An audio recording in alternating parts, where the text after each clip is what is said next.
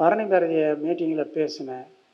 அந்த பேசினதை பார்த்துட்டு ஒரு 76,000 பேர் பேசினாங்கன்னு சொல்லிட்டு ஐயா பரணி பாரதி ஐயா தான் சொன்னார். என்ன பேசினேன்னா, என்னிடம் வந்து முதல்ல ஜோதிடம் பார்க்க வந்த ஒரு பையன் பார்த்து எல்லாம் சொன்னேன் நல்லா இருக்குன்னு சொன்னேன். எல்லாம் நல்லா இருக்குன்னு தானே சொல்லுவாங்கன்னு சொல்லிட்டு சொல்லுவான்.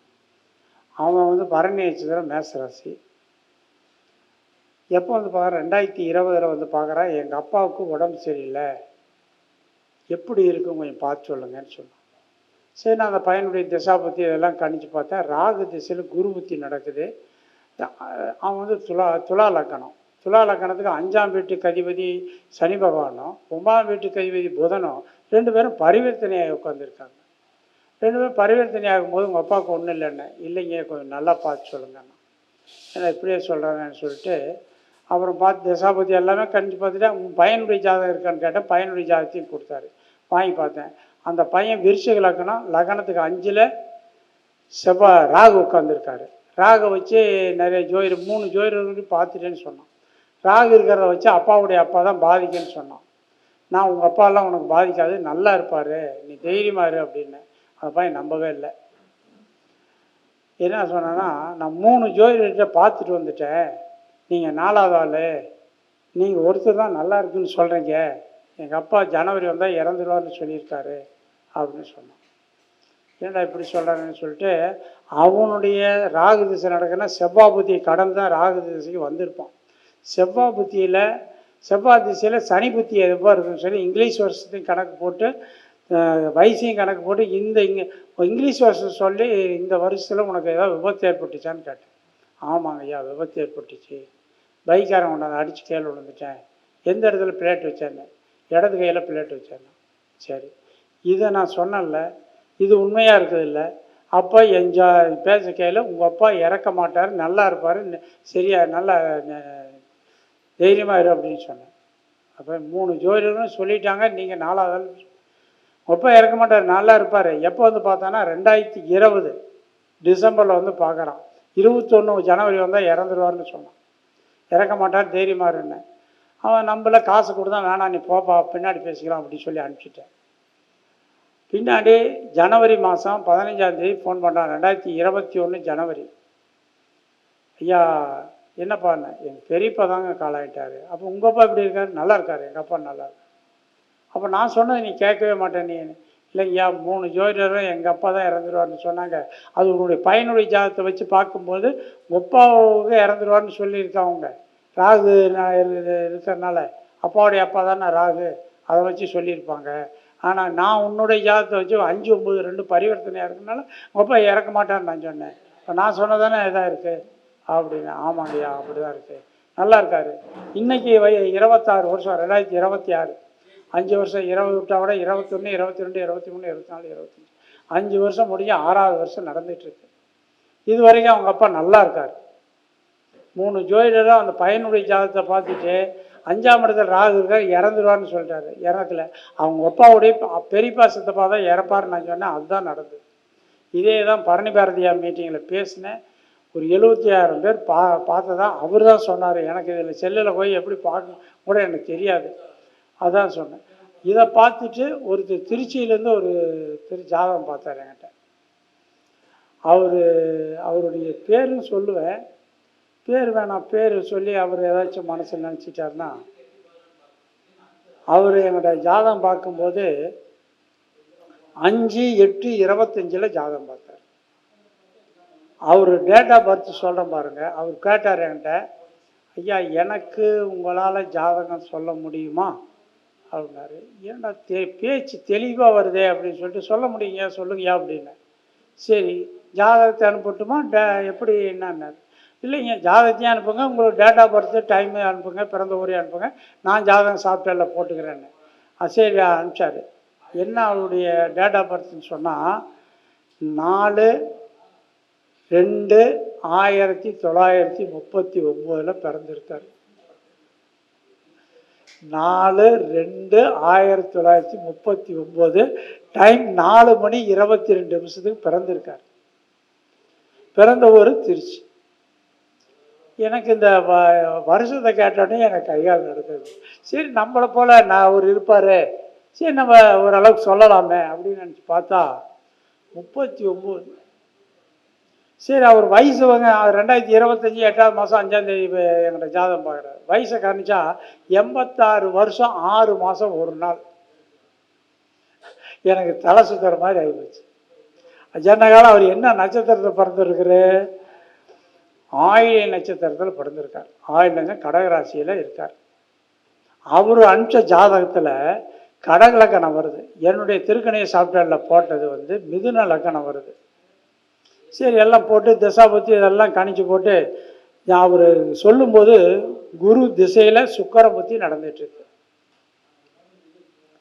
சரி ஐயா உங்களுடைய ஜாதகம் சொல்லுங்களா? சொல்லுங்க ஐயா சொல்லுங்க. நான் ஒரு 3 கேள்வி கேட்குறேன், அது 3 கேள்விக்கு பதில் சொல்லுங்க, பின்னாடி நீங்கள் கேட்குற கேள்வி அத்தனைக்கு நான் பதில் சொல்கிறேன்னு சொன்னேன். என்ன கேட்குறீங்க கேளுங்கய்யா அப்படின்னாரு.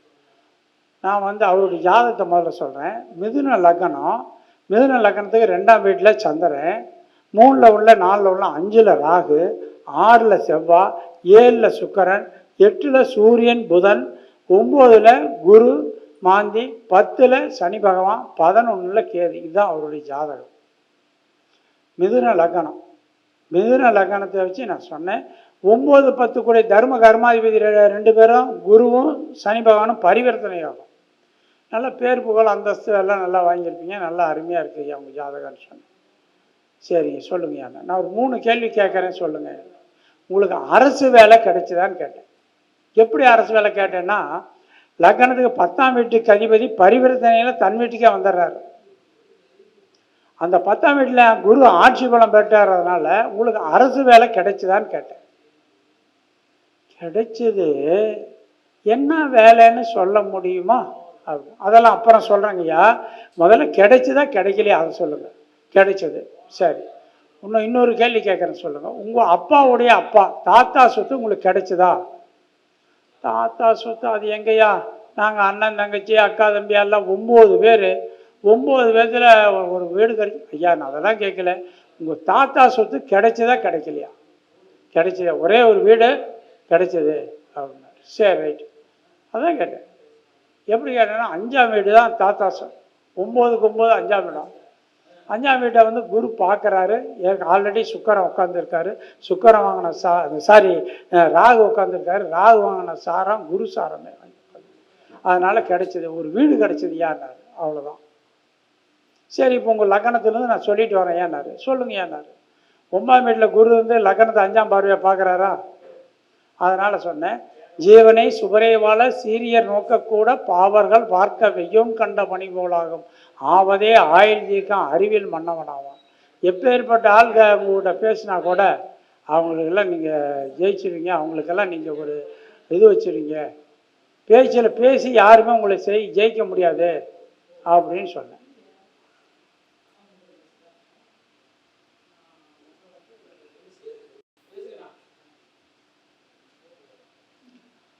அப்படின்னு சொன்னேன். அது சரிங்கய்யா அப்படின்னாரு. வாக்கு ஸ்தானத்திலேயே புதன் உட்காந்துருக்காரு. வாக்கு ஸ்தானாதிபதி யாரு? சந்திரன் தான். சந்திரனே புதன் உட்காந்துருக்காரு. அவர் ஆயுள் சாரத்தில் உட்காந்துருக்காரு. தயவுடன் தனஸ்தானாதிபதி தனஸ்தானத்திலேயே ஆட்சியாக கோணைதான் குமரனுக்கு கோளையத்தில் தனமிருந்தும் மானைதான் தான் மக்கள் பெண்டில் மடிநிரம்ப உண்ணாமல் பதனம் செய்வார் வீணைதான் போகருட கடாட்சித்தாலே விதமாக புலிப்பாணி உரைக்க கேளேன்னு சொன்னேன். என்னய்யா புலிப்பாணி பாடலவே சொல்கிறீங்க? எனக்கு ஒன்றுமே புரியலையா. ஐயா வண்டி வாகனம் வச்சுருக்கிறீங்க, காசு பணமெல்லாம் நிறையா இருக்குது, குழந்தை குட்டியோட வண்டியை எடுத்துகிட்டு வெளியூர் போனீங்கன்னா வயிறு நம்ப ஹோட்டல் கடை போய் சாப்பிட மாட்டீங்க. 2 வடை போண்டா போய் சாப்பிட்டு வீட்டுக்கு வந்துடுங்க. ரொம்ப சிக்கனமாக இருப்பீங்க. கருமியெல்லாம் ரொம்ப சிக்கனமாக இருப்பீங்கன்னு சொன்னேன். ஆமாய்யா, எனக்கு வெளி ஹோட்டல்லாம் சாப்பிட்டா எனக்கு பிடிக்காது, அதனால் நான் அப்படி தான் இருப்பேன், வந்துடுவேன் அப்படின்னாரு. அதுதான் இந்த பாடலுடைய விளக்கம் அப்படின்னு சொன்னேன். சரியா, இப்போ உங்களுக்கு லக்னத்துலேருந்து 2ஆம் வீடு சொல்லிட்டேன். 3ஆம் வீட்டில் ஒன்றும் இல்லை, 4ல் ஒன்றும் இல்லை. நான் 5ல் ராகு உட்காந்துருக்காரு. அதுக்கு ராகுக்கு பின்னாடி சொல்கிறேன். 6ல் செவ்வாய் தன் வீட்லேயே உட்காந்துருக்காரு. சுக்கரன் 7ல். சுக்கரன் 7ல் உட்காந்துரு கேந்திரம் ஏறி உட்காந்துரு. லக்னத்துக்கு 7ல் கேந்திரம். அது மாளவியா யோகம். மாளவிய யோகம்.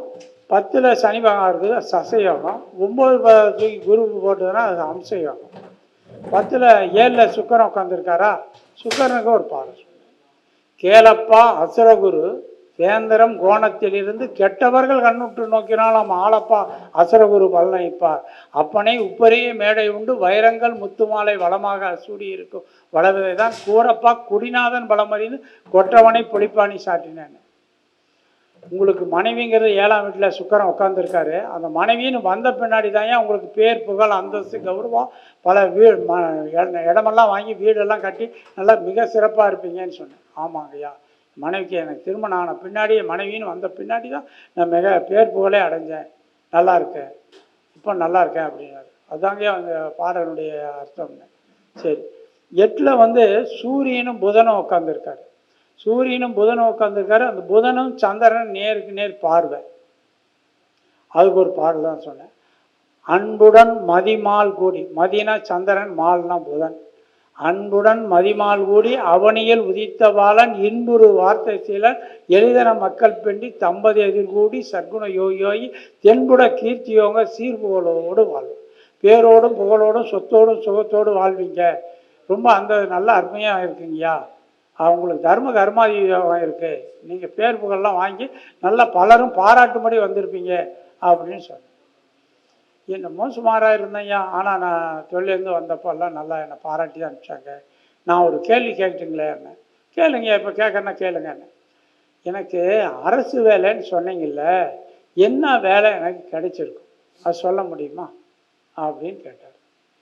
அரசு வேலைன்னா லக்னம் 10ஆம் இடத்துல குரு உட்காந்துறாரா, பரிவர்த்தனையில் குரு உட்காந்தனா ஆசான். குரு ஆசான், ஆசிரியர் தொழில். அதே மாதிரி வாக்கு ஸ்தானத்தில் புதனுடைய சாரம் பெற்ற சந்திரன் உட்காந்துருக்காரு. பேச்சு தொழில், நீங்கள் ஒரு வக்கீல் தொழில் செய்யணும், இல்லையா புரோகர் மாதிரி பேச்சு தொழில் செய்யணும். வாத்தியார் தொழில், ஆசிரியர் வாயில் சட்னு வர்றது இல்லையா, வாத்தியார் தொழில் செய்யணும் அப்படின்னு. 3 தொழிலில் ஒரு தொழில் சொல்ல முடியுமா? இல்லைங்க, 3 தொழிலில் ஏதோ ஒரு தொழில் நீங்கள் செய்யலாம் அப்படின்னு. என்ன தொழில் செய்கிறீங்கன்னு. நான் ஆசிரியராக இருக்கேன். எந்த பள்ளிக்கூடத்துக்கு ஏன் ஆசிரியர்? பள்ளிக்கூடத்துக்கெல்லாம் இல்லை, நான் காலேஜ் லெக்சராக இருக்கேன். ஐயோ அப்பா, உங்கள்கிட்ட எல்லாம் பேசி ஜெயிக்க முடியுமா ஐயா? வாக்கு ஸ்தானத்திலேயே புதன் சாரம் பெற்ற சந்திரன் உட்காந்துருக்கார்ல அப்படின்னு சொல்லி சொன்னேன். நீங்கள் ரிட்டையர்ட் ஆகி வரும்போதெல்லாம் உங்களுக்கு பேர் புகழ் அந்தஸ்து கௌரவம் எல்லாம் சிறப்பாக அடைஞ்சு தான் நீங்கள் வந்திருப்பீங்க, நல்லா இருப்பீங்க அப்படின்னு சொன்னேன். என்னமோ நல்லா இருக்கேன்யா அப்படின்னாரு. எனக்கு இன்னொரு கேள்வின்னாரு. என்ன கேளுங்க நீ? எனக்கு குழந்தைங்க எத்தனைன்னு சொல்ல முடியுமா அப்படின்னு கேட்டேன். குழந்தைங்க என்னங்கும்போது தான் மிதுன லக்னத்துக்கு 5ஆம் வீட்டுக்கு அதிபதி தானே. 5ஆம் வீட்டுக்கு அதிபதி புத்திரஸ்தானம். புத்திரஸ்தானாதிபதியில் அவங்க யார் உட்காந்துருக்கார்? ராகு உட்காந்துருக்கார். ராகு 9ல் குரு உட்காந்துருக்காருல, குரு 9ஆம் பார்வையாக அந்த 5ஆம் வீட்டையே பார்க்கறனால 2 பசங்க கிடைக்கியான்னு சொன்னேன். 2 பசங்களா? சரி, ஆமாங்க, ஏன் கிடைக்கும். ஒருத்தன் கூப்பிட்டா வருவான், ஒருத்தன் கூப்பிட்டா வரமாட்டான் அப்படின்னு சொன்னேன்.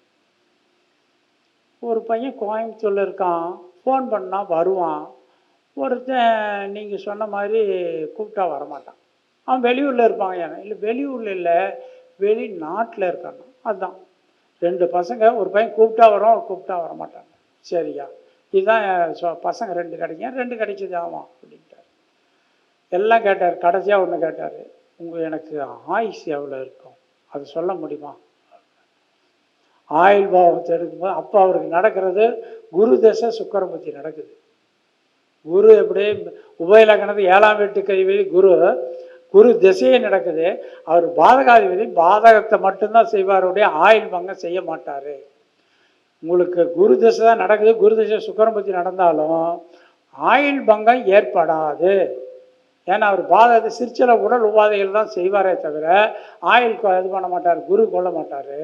உங்களுக்கு 8 திசை வரணும். 8 திசை யார்? சனி திசை வந்தால் தான். இந்த குரு திசை முடிஞ்சு சனி திசை வரும்போது தான் உங்களை ஆயுளில் கொஞ்சம் பாதிக்கும். இன்னும் 95 வயசு வரைக்கும் உங்களுக்கு எதுவும் பாதிக்காதீங்க. கலைஞர் மாதிரி உங்களுக்கு 95 வயசில் தான் இறப்பு அப்படின்னு. ஐயோ, இப்போ 86 தானே ஆகுது. ஆமாம், இன்னும் 9 வருஷம் இருப்பீங்க. 9 வருஷம் நீங்கள் உயிரோடு நல்ல விதமாக நல்லா இருப்பீங்க, ஒன்றும் பயப்படாதீங்கன்னு. என்னப்பா அவ்வளோ ஆயிடுச்சு? ஆமாங்கய்யா, கலைஞர் மாதிரி 95 வயசுல இருப்பீங்க. உங்களுக்கு ஆயுள்காரங்கனே போய் 10ல் உட்காந்துருக்காரு. 10ஆம் வீட்டுக்கு அதிபதி அவரும் 2 பேரும் பரிவர்த்தனை யோகம் பெற்றிருக்காங்க.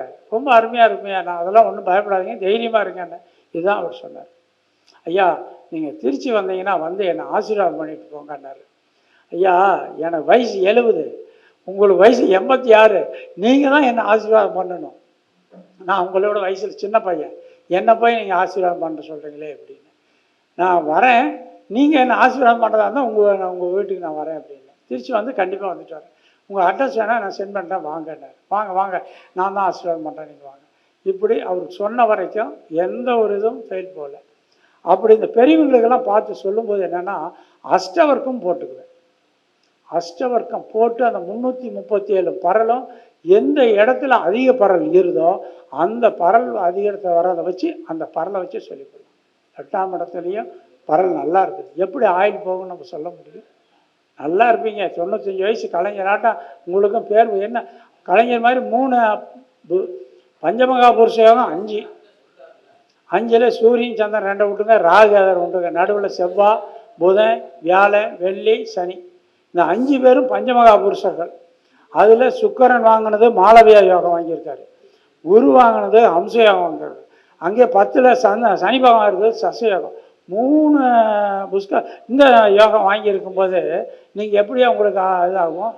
கலைஞர் மாதிரி நீங்களும் 3 இது வாங்கியிருக்கீங்க, யோகம் வாங்கியிருக்கீங்க அப்படின்னு. கலைஞருடைய ஜாதகத்தையும் அவர்கிட்ட சொன்னேன்.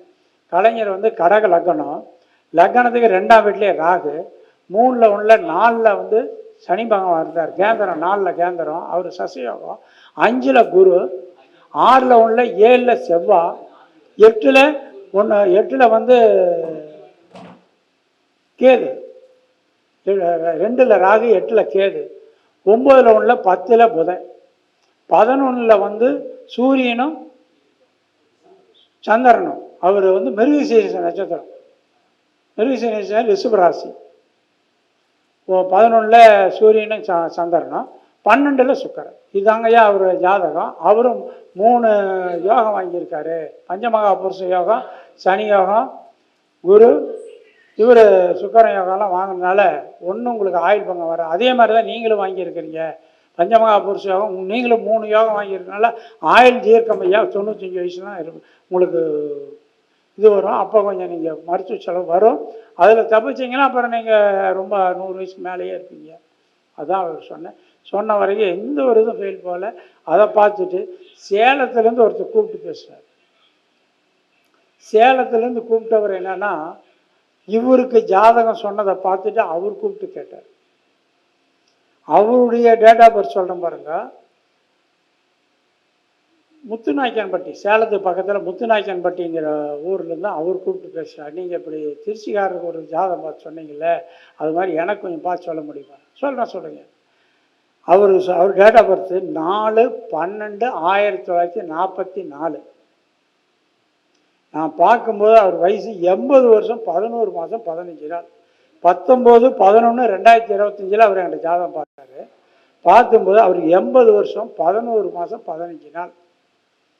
அவர் கடக லக்னம், லக்னத்திலே சந்திரன், 3ல் 1ல் 4ல் குரு, 5ல் 1ல் 6ல் சூரியன் செவ்வாய், 6ல் வந்து புதன் கேது சுக்கரன், 7ல் 1ல் 8ல் 1ல் 9ல் 1ல் 10ல் 1ல் 11ல் 12ல் சனி பகவான் ராகு மாந்தி. இதுதான் அவருடைய ஜாதகம். கடக லக்னமா, லக்னத்துக்கு 5ஆம் வீட்டில் செவ்வாய் உட்காந்துருக்காரு. அவரே 10ஆம் வீட்டுக்கு அதிபதியும் அவர் தானே. 10ஆம் வீட்டுக்கு அதிபதி 5ஆம் வீட்டுக்கு அதிபதி 2 பேரும் செவ்வாய். இதை வச்சு சொன்னேன். நான் நான் சொல்கிறது பார்க்கறது பூரா பாரம்பரியம் தான். இந்த கிரகங்கள் இருக்கிற அமைப்பை வச்சே சொல்லிட்டேன். 10ஆம் இடத்துக்கு செவ்வாய் உட்காராரா, 10க்கு அதிபன் ஆட்சி உச்சம் பரிவாசிபுரம் கேந்திரமாய் வித்தைக்குரிய தானமுடன் விளங்கமுடைய தலைமகனை புத்தர் கரிய கவிமான புகுந்து காணும் தனவானம்.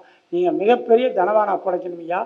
10ஆம் வீட்டுக்கு அதிபதியும் 5ஆம் வீட்டுக்கு அதிபதியும் 2 பேரும் 5ஆம் வீட்லேயே ஆட்சி பலம் பெற்று உட்காந்துருக்காரு. நீங்கள் அரசு வேலையில் இருந்தீங்களான்னு கேட்டேன். ஆமாம் இருந்தேன். ஒரே வருத்தம் கேட்டது இருக்குது. உங்களுக்கு அப்பாவுடைய அப்பா சொத்து பூர்வீக சொத்து இருக்குதுயான்னு நான் சொல்கிறேன். இருக்குதுங்களான்னு. ஆமாம் இருக்குது. அதில் ஒரு வில்லங்கம் இருக்குதுயான்னு சொன்னேன். அந்த வில்லங்கத்துக்கு தான் ஏன் உங்களுடைய ஜாதகமே பார்க்குறேங்க. 2ஆம் வீட்டு கைவை சூரியன் போய் 5ஆம் வீட்டில் செவ்வாயோட சேர்ந்து உட்காந்துக்கிட்டார். செவ்வாய் மனக்காரன் நிலக்காரங்க உட்காந்துருக்காரு, சூரியன் உட்காந்துக்கிட்டார். அங்கே வில்லங்கத்தை கொடுக்குறாரு. சொன்ன வரைக்கும் பேர் போகல. எனக்கு இந்த நிலம் கிடைக்குமா, நான் கேட்குறதே எனக்கு மற்ற சுற்றி வளைச்சாலாம் எதுவும் பேசலை. எனக்கு இந்த நிலம் கிடைக்கும், நிலத்தில் வில்லங்க இருக்குதுன்னு சொல்கிறீங்க, அந்த நிலம் எனக்கு கிடைக்கிறது மாதிரி ஏற்பாடு பண்ண முடியும். ஒன்றும் வேணாம், தெய்வத்தால் தெய்வம் பிடிங்க. ஏங்க சாட்சிக்காரங்கால சண்டைக்காரங்கால உள்ள சாட்சிக்காரங்காலில் விழுந்துருக்கேன். போய் தெய்வத்தால் ஆகாது எதுவும் இல்லை. தெய்வத்தால் ஆகாதுன்னு முயற்சி தான் மெய்வருத்த கூலி தரும். நீங்கள் தெய்வத்தை போய் பிடிங்க. ஒரு கோயில் சொல்லியிருக்கேன், அந்த கோயில் இந்த ஜாதகத்தை கேட்டோடனே ஒரு 8 வாரம் போங்க. 8 வாரம் போங்க, உங்களுக்கு அந்த இடம் உண்மையாலும் உங்களுதாக இருந்தால் கண்டிப்பாக அது கிடைக்கும், கண்டிப்பாக கிடைக்கும். நீங்கள் இடத்துக்கு போங்கன்னு சொல்லியிருக்கேன். அது போயிட்டு வந்துட்டுருக்கேன்னு கூப்பிட்டு சொன்னார். அந்த இடத்துக்கு போங்க, எத்தனை லட்சம் ரூபா காரு நிற்குதுன்னு அங்கே போய் பாருங்கள். அப்போ தான் உங்களுக்கு தெரியும். சுப்ரீம் கோர்ட்டில் இருக்கிற கேஸ் போட்டுருக்கிறவங்க, ஹைகோர்ட்டில் கேஸ் போட்டவங்க எல்லாம் அந்த கோயிலுக்கு வரான். அந்த கோயிலில் போய் ஒரு 21 விளக்கேற்றி கோயிலை 9 முறை சுற்றி வந்து சாயங்காலம் 4 to 6 ராகு கால பூஜையில் அந்த கோயிலில் உட்காந்து உங்கள் வேண்டுதலை கோயில்கிட்ட வச்சுட்டு வாங்க, சாமிகிட்ட வச்சுட்டு வாங்க, உங்களுக்கு கண்டிப்பாக நடக்கும். போயிட்டு வாங்க. இப்போ 4 வாரமாக போயிட்டுருக்காரு. அதுக்கு கேஸ் மட்டும் முடிஞ்சு எனக்கு என்னுடைய நிலம் என்னோடது கிடச்சிருச்சுன்னா உங்களை வந்து நேர்லேயே வந்து பார்க்குறேன். சரி, நேரில் வந்து பாருங்கள் அப்படின்னாரு. இந்த படிப்பு அதே மாதிரி தான். இந்த சந்திரனும் புதனும் நேருக்கு நேர் பார்த்த மாதிரியே ஒரு பொண்ணு, ஈரோட்டுக்கார பொண்ணு ஜாதகம் பார்த்தாங்க.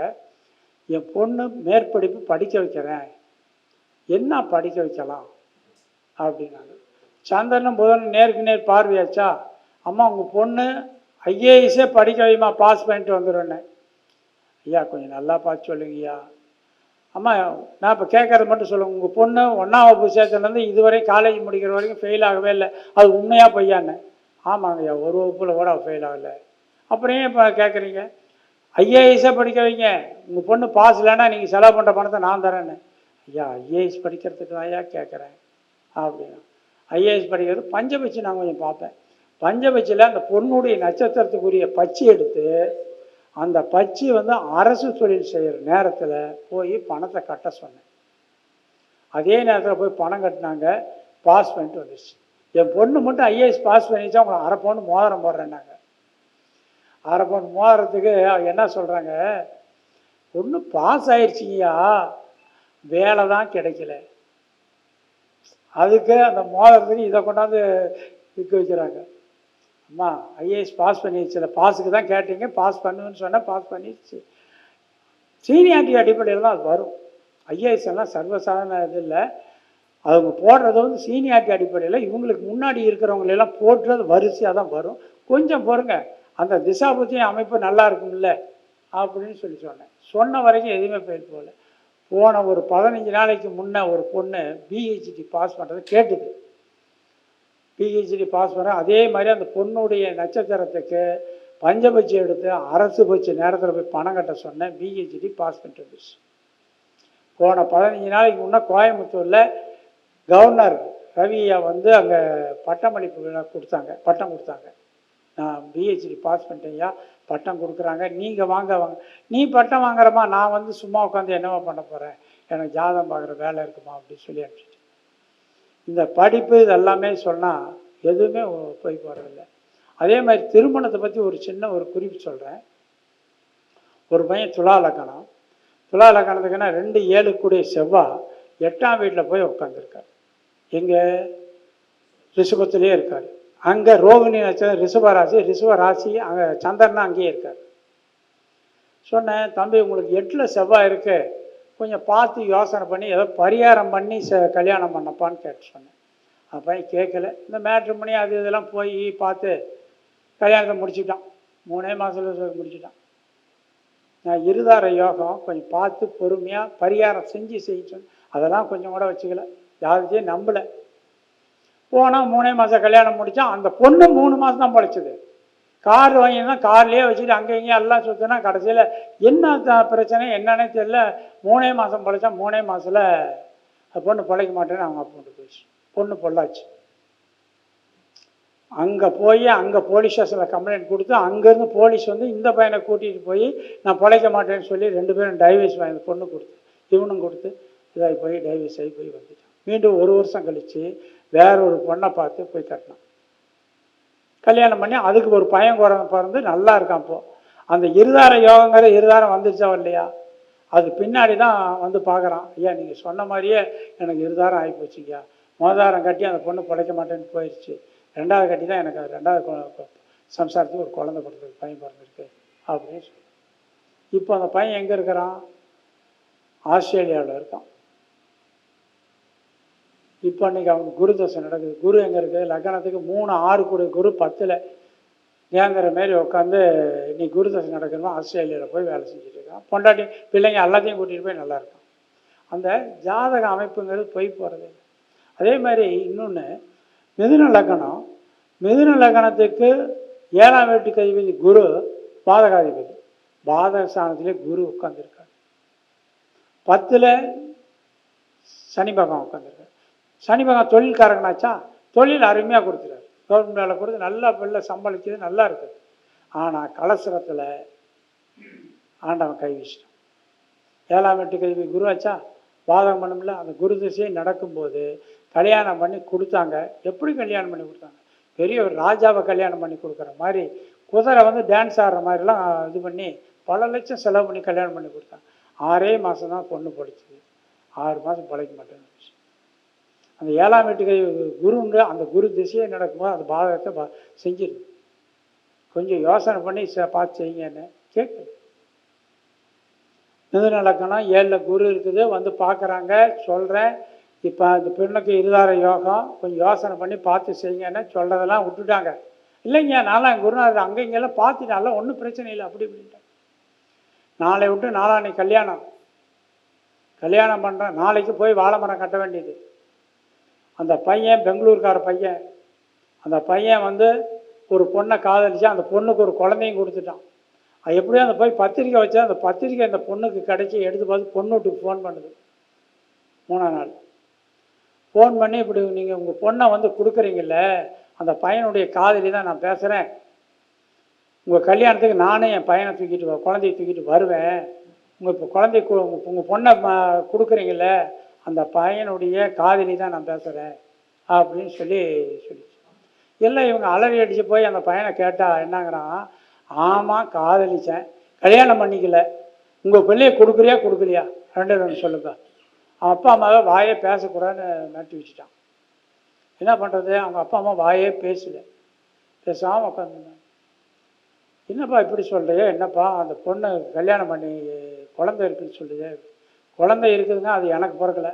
அந்த பொண்ணு சொல்கிறாள், அந்த பொண்ணு என்னமோ 1000 சொல்லுவாங்க. நான் மேடம் உங்கள் பிள்ளையை கொடுக்குறியா அது சொல்லுங்கள். நான் கொடுக்கல, கல்யாணம் நின்று போச்சு. பேசாமல் அவங்களும் லட்சக்கணக்கில் பணம் கொடுத்துருக்காங்க. கொடுத்தோன்னா அவங்களும் அதை கேட்கல, பிடிக்கல, பேசாமல் வந்துட்டாங்க. வந்து கல்யாணம் நின்று மீண்டும் 6 மாதம் கழித்து சஸ்பென்ஸாக வேற ஒரு மாப்பிள்ளை பார்த்து பிடிச்சி கல்யாணம் கொடுத்துட்டாங்க. அது 2 தாரம் வந்துருச்சா. ஜாதகம் போய் போகிறதே இல்லை. ஜாதகம் 100க்கு 100% உண்மை. பார்த்து சொல்கிறதெல்லாம் குளறுபடி இருக்குமே தவிர, அந்த சொல்கிற ஜாதகார் சொல்கிறதையும் நல்லா கேட்டு கொஞ்சம் ஆராய்ச்சி பார்த்து இவங்க செஞ்சாங்கன்னா எந்த ஒரு இதுவும் வராமல் நல்லாயிருக்கும். ஜோதிடரையும் இவங்க மதிக்கிறதில்லை. பெரிய பெரிய கோடீஸ்வரன்லாம் ஜாதகார்கிட்ட வந்து ஜாதகம் பார்க்குறாங்க. ஜாதகம் பார்க்கும்போது அவங்க அற்புதமாக ஜோசியர் வந்து என்னங்கிற கண்ணுக்கு விளக்கணும் ஊற்றிக்கிட்டு நல்லா சொல்கிறாங்க. நட்சத்திரம் பிள்ளைக்கு தாராபலம் எடுத்து, தாராபலம் உள்ள நட்சத்திர நாளில் இந்த இடத்துல போய் இன்னைக்கு கல்யாணம் பண்ணுங்க. இவங்கெல்லாம் சொல்லி முடிச்சிடுறாங்கல்ல. இவங்க போய் இது பண்ண கல்யாணத்துக்கு மண்டபம் தான் இவங்களுக்கு முக்கியம். மண்டபத்தை போய் பார்க்கும்போது மண்டபம் கிடைக்கிறதில்ல. ஐயா என்னங்கய்யா நீங்கள் குடித்த நாளில் மண்டபமே கிடைக்க மாட்டேங்குது, என்னங்கய்யா பண்ணுறது அப்படின்னு. அம்மா ஐயா நான் கொடுத்த நாள் வந்து உங்கள் பொண்ணுடைய நட்சத்திரம் தாராபலம் உள்ள நட்சத்திரம். அந்த நாளில் பொண்ணுக்கு திருமணம் செஞ்சீங்கன்னா ரொம்ப அற்புதமாக இருக்கும். அதை விட்டுட்டு நீங்கள் பாட்டுக்கு மண்டபம் தான் பெருசுன்னு சொல்லி கொடுத்தீங்கன்னா பின்னாடி என்னை வந்து கேட்காதீங்க. இல்லைங்க என்ன எப்படி சொல்கிறீங்க, அன்னைக்கு முகூர்த்த நாளையா? ஐயா முகூர்த்த நாளாக இருந்ததுனால உங்கள் பொண்ணுடைக்கு தாராபலம் இல்லை. இத்தனை விளக்கத்தையும் சொல்கிறோம், கேட்குறதே இல்லை. அவங்களுக்கு தேவை மண்டபம். மண்டபத்தை பார்த்து எடுத்து கல்யாணத்தை முடிச்சுட்டாங்க. முடித்து பொண்ணு 6 மாதம் படித்தது. பையன் கார் ஓட்டிகிட்டு போய் மரத்தில் கார் அடித்து பையன் இறந்துட்டான். இறந்துட்டான். இவ்வளோ பெரிய கோடீஸ்வரனுடைய சொத்தை அனுபவிக்கிறதுக்கு அந்த பையன் வீட்டில் ஒரே பையன். எப்படி ஒரு இதாக வருது?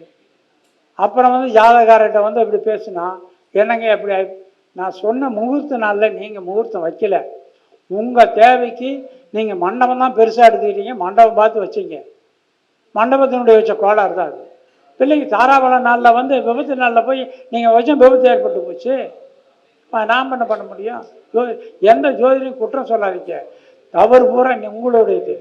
அந்த தவறு ஜோதிடர் சொல்கிறாங்க, கல்யாணத்தை இந்த பையனுக்கு மறைமுகமான இடத்துல கோயிலில் வச்சு தாலி கட்டிக்கோ, 2வது ரிசப்ஷன்னா 50 லட்ச ரூபா நீ செலவு பண்ணி மண்டபம் என்ன மண்டபம் வைக்கிறியோ வச்சுக்கோ அப்படின்னு ஜோசிகாரன் சொல்கிறோம். அதெல்லாம் நம்ம சொல்கிறதெல்லாம் காதில் கூட போட்டுக்கிறது.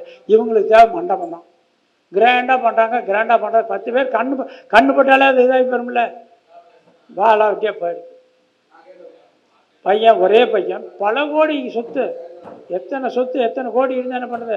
பையன் காரை ஆக்சிடென்ட் ஆகி பையன் இறந்து போயிட்டானே, அந்த பிள்ளை அந்த சொத்தை வச்சுக்கிட்டா வாழும், நினச்சி பாருங்க. இப்படிலாம் இருக்கிறனால தான் எனக்கு என்னுடைய உரை இதுதான். நான் பார்க்கறதெல்லாம் பாரம்பரியத்தில் தான் நான் பார்த்துட்ருக்கேன். என் பேர் பவானி என் தனக்கோடி. என் செல் நம்பர் 95 14 72 80 51. இன்னும் நிறையா நான் பேசணும்னு ஆசைப்பட்டேன். இன்னும் நம்ம நிறையா ஜோதிடர்கள் பேசணுங்கிறனால காலத்தை நேரம் கருதி என் சிற்றுரையை இதோ நிறைவு செய்கிறேன். வணக்கம், வாழ்க. எனக்கு பேச வாய்ப்பளித்த நம்ம தலைவர் ஐயா அவர்கள், வேலுசி ஐயா அவர்களுக்கு நன்றியினை சொல்லி விடைபெறுகிறேன். நன்றி, வணக்கம், வாழ்க வளமுடன்.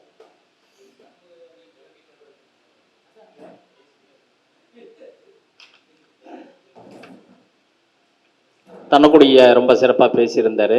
அவருக்கு நமது திருச்செங்கோடு பழனிசாமி ஐயா பொன்னாடை போர்த்தி கௌரவிக்குமாறு கேட்டுக்கொள்கின்றேன்.